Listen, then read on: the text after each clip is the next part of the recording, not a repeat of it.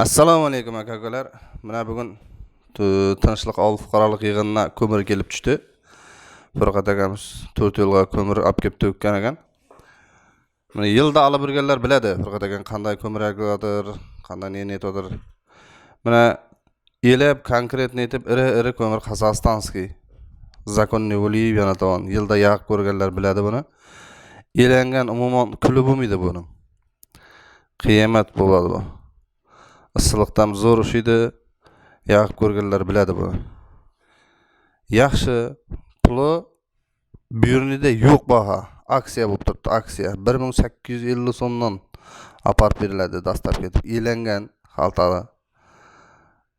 Qiyomat mana ko'rib turganingizdek elab savadirlar. Uju kelib to'kkandan olib turibdi odamlar.